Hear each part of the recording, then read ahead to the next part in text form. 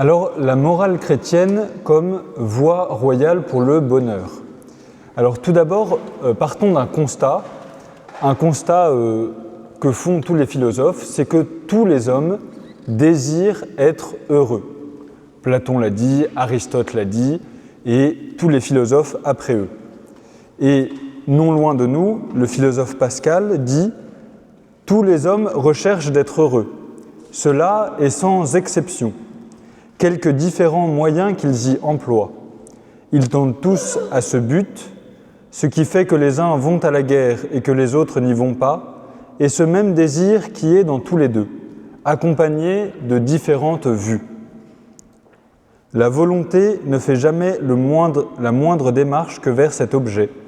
C'est le motif de toutes les actions, de tous les hommes. » Alors, l'exercice philosophique, une fois qu'on a posé ce constat, est de dire mais eh bien maintenant qu'on est d'accord sur le désir qui nous habite tous, comment y arriver? Alors là, on voit un petit peu les différentes manières d'y arriver.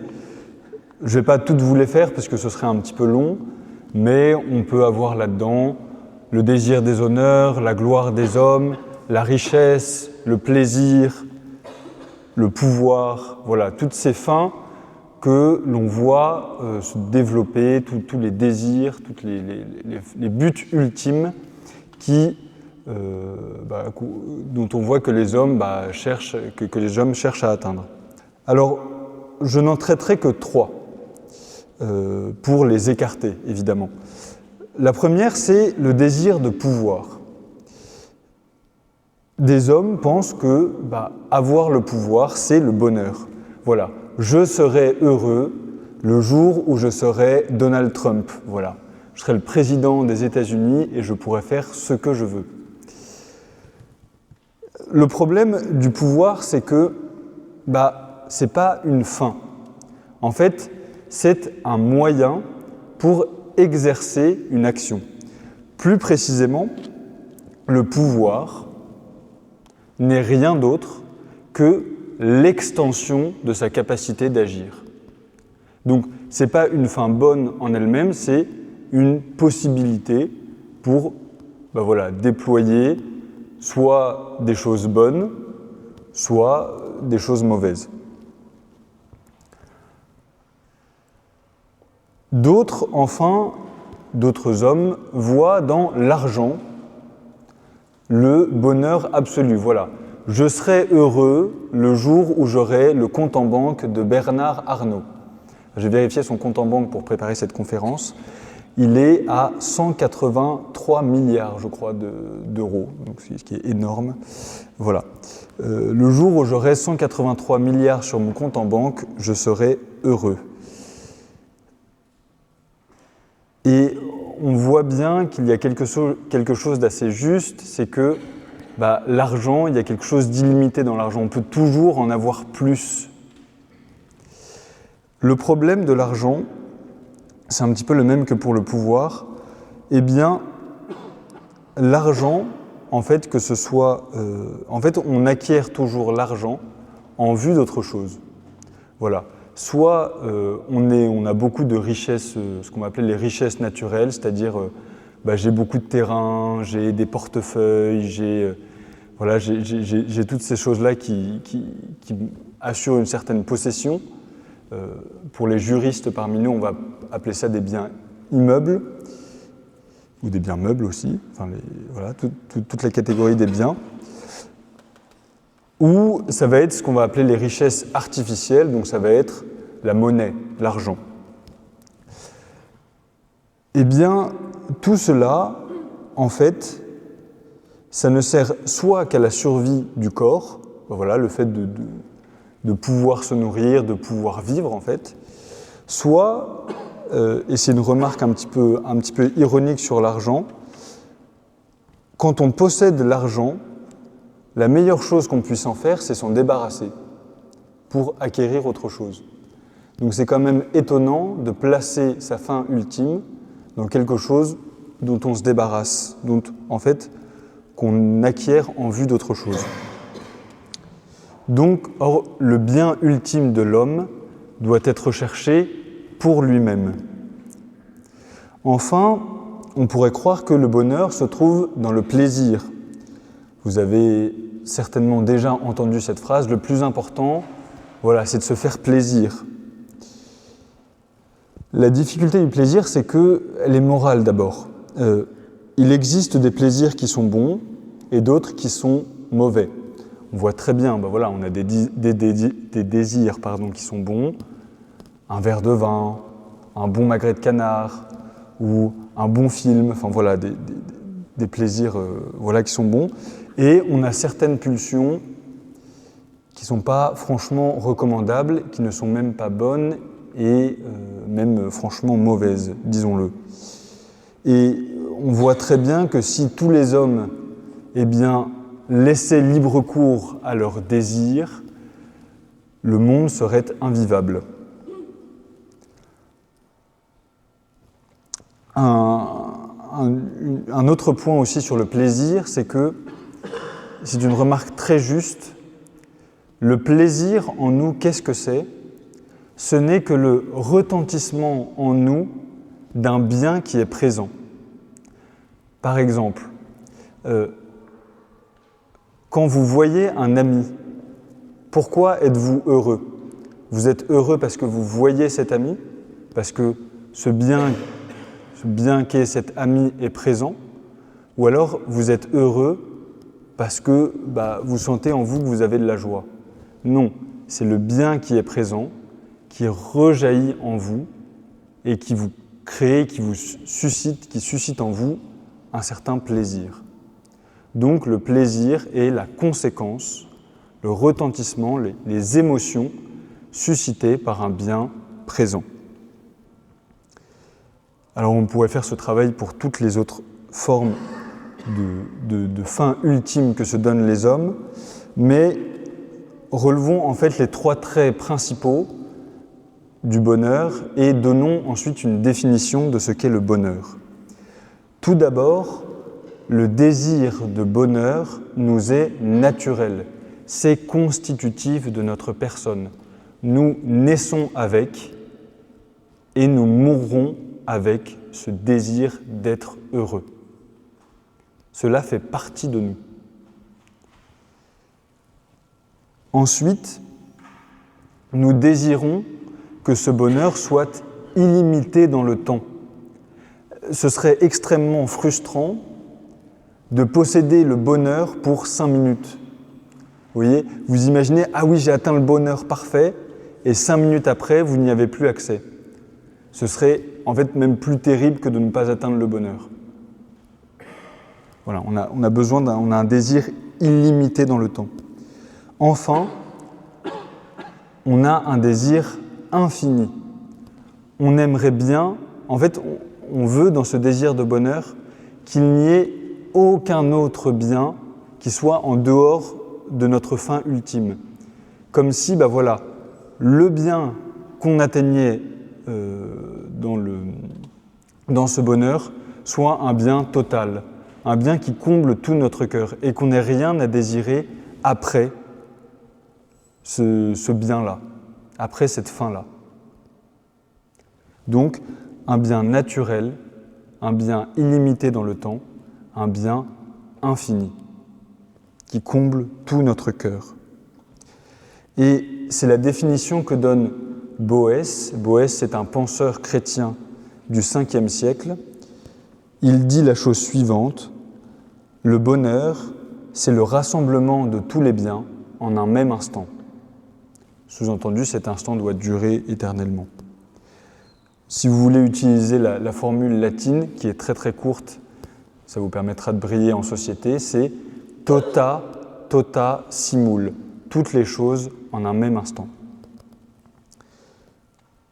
Eh bien, ce désir tel que vous l'avez, ce désir que vous ressentez, ça n'est rien d'autre que le désir de Dieu.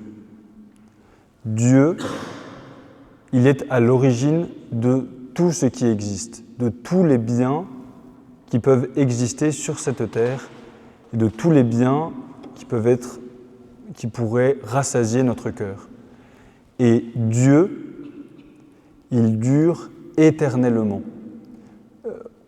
On dit il est, il était et il vient. Voilà, c'est pour noter cette éternité de Dieu. Voilà, Dieu ne passe jamais. Et il a ce désir de combler cette soif d'infini. Jésus, qui est Dieu fait homme, nous dit cette phrase « Si quelqu'un a soif, qu'il vienne à moi et qu'il boive ». Évidemment, ce n'est pas de l'eau matérielle dont il nous parle, c'est un désir infiniment plus profond, ce désir de bonheur qui habite en nous. Et donc, Dieu veut nous offrir son amitié. Et c'est ça qui comblera notre désir de bonheur. Dieu nous a créés, il nous a fait, nous a donné la vie dans le but que nous le connaissions, dans le but de le connaître et de l'aimer. Et de l'aimer totalement et sans mesure de temps.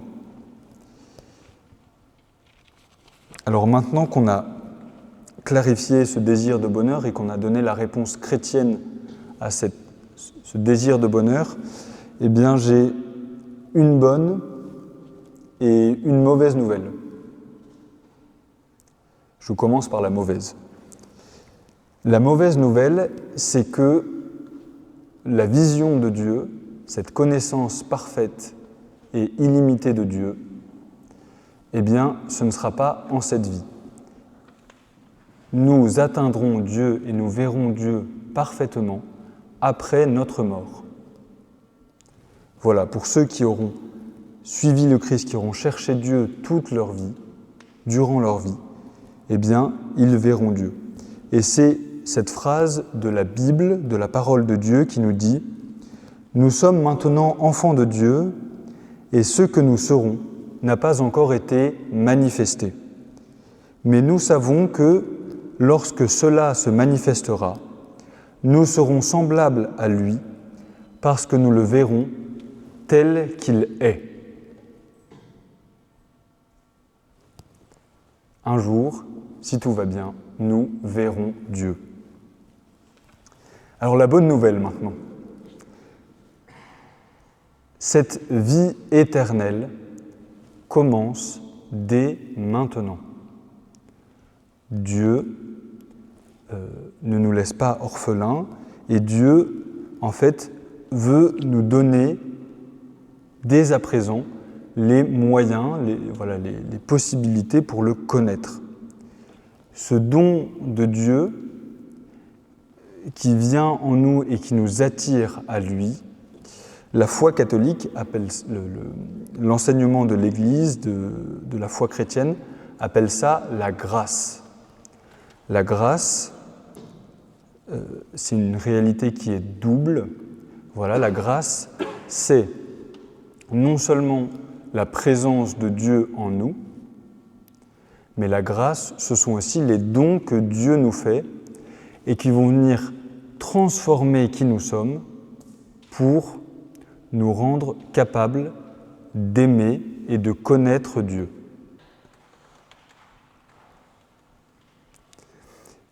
Cette grâce, si vous êtes ici ce soir, normalement vous en avez déjà fait une première expérience, soit par cette attraction de l'intelligence. Voilà, vous êtes dit, mais oui, je sens que Dieu existe, voilà, et Dieu a déjà agi en vous. Ou soit, comme ça arrive très fréquemment, vous avez ressenti en vous comme un espèce d'appel. Il y a quelque chose qui a résonné en vous. Il y a comme, comment dire, il y a plusieurs images qui sont utilisées, mais souvent on parle d'une espèce de grande émotion, quelque chose qui vient de l'intérieur de nous-mêmes et qui nous attire à Dieu. Eh bien ça, voilà, c'est la première expérience que vous faites de la grâce. Ce n'est que le début, rassurez-vous. Mais cette première expérience, ces premières expériences que vous avez vécues, ces premiers appels, ces premières sollicitations, elles ont vocation à grandir en vous.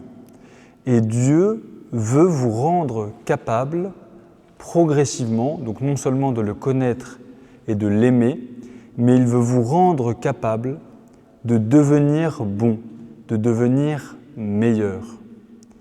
Et il va fortifier en vous, il va développer en vous votre capacité à faire le bien, ce qu'on appelle les vertus. Voilà, les vertus, c'est vraiment les capacités en nous de faire le bien. Notamment, donc, la vertu qui va nous aider à connaître Dieu, à comprendre qui est Dieu, et qui va nous apprendre en quelque sorte, à penser comme Dieu. C'est ce qu'on va appeler la foi. La foi, ça a deux sens. Le premier sens, c'est cette vertu qui va venir travailler notre intelligence et nous faire comprendre, qui va nous apprendre un peu à penser comme Dieu. Mais la foi aussi, on croise de temps en temps ce vocabulaire, ce qu'on appelle la foi, c'est l'ensemble des vérités révélées par Dieu. Voilà, vous verrez dans l'Église, on utilise ces deux... On utilise la foi selon ces deux termes, selon ces deux manières selon ces deux aspects, si je puis dire. Et la vertu en nous qui va nous aider à bien agir, à être bon, à chercher à aimer les autres et à grandir dans le bien, c'est ce qu'on va appeler la charité. La définition de la charité, c'est l'amour de Dieu et l'amour du prochain comme soi-même par amour de Dieu.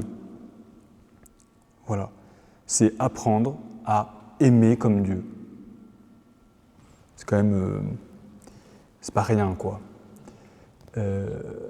Voilà, et c'est pour ça on parle... on va parler, on va dire, notre Dieu s'est fait homme, Dieu, Jésus est Dieu. Notre Dieu s'est fait homme pour que l'homme soit Dieu. Ça ne veut pas dire qu'on va devenir Dieu à la place de Dieu. Vous savez, comme Isnogoud qui veut devenir calife à la place du calife. Non. Ça veut dire que Dieu, va travailler en nous pour nous rendre capables d'agir comme lui. Et le terme de cette vie, c'est de le voir et de l'aimer parfaitement. C'est quand même... voilà. Alors pour cela, donc je vous ai dit que Dieu allait développer en vous la capacité de faire le bien. Pour vous donner une image de la manière dont les vertus vont se développer en vous, je vais prendre l'image du piano. Là, si je vous demande si vous êtes capable de jouer au piano, alors Tom me dira que oui, parce que vous avez vu qu'il a joué à l'orgue au tout début, mais la plupart d'entre vous, vous allez me dire non, je ne suis pas capable, je peux jouer, mais vous allez très vite me demander d'arrêter et surtout de ne plus jouer.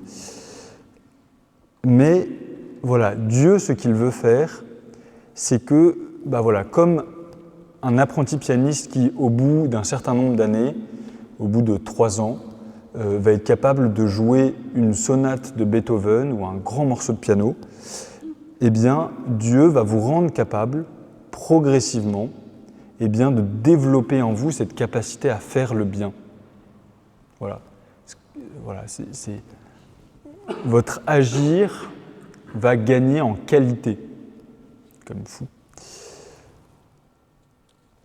Je voulais dire quelque chose, mais ça m'est sorti de la tête. Bon, c'est pas grave. Ça reviendra peut-être. Voilà, oui, c'est pas simplement cette capacité à choisir entre ce qui est bon et ce qui est mauvais. Voilà, c'est même être capable de poser un plus grand bien. Voilà. Et voilà, si vous vivez cela, si vous suivez cela toute votre vie, vous allez accéder à la vie éternelle, vous allez devenir ce qu'on appelle des saints. Voilà. Donc, j'arrive à la fin de mon propos, donc je reprends et je conclus. Dieu a inscrit en nous le désir du bonheur. Nous désirons un bien illimité dans le temps et infini. Infini. Cette fin pour laquelle nous sommes faits est Dieu. Saint Augustin, un père de l'Église, l'un des premiers penseurs chrétiens, dit cette phrase sublime « Tu nous as fait pour toi, Seigneur, et notre cœur est sans repos tant qu'il ne repose en toi. Tu as appelé, tu as resplendi, tu as embaumé. J'ai respiré et haletant, j'aspire à toi. J'ai goûté et j'ai faim et j'ai soif. Tu m'as touché et je me suis enflammé pour ta paix. »